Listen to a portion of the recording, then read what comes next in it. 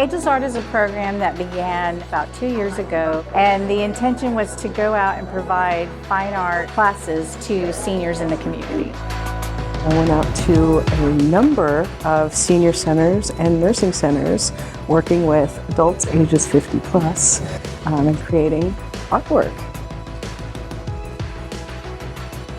This is my first time and I loved it. I felt good. I felt really good. I started doing it at home. We found that the art helps with socialization, with memory retention, cognition. It is really gratifying to see the end result of your artwork, whether it's for show or just for yourself. Let's celebrate these artists. Let's give them a place in the museum to show their work and celebrate their creativity.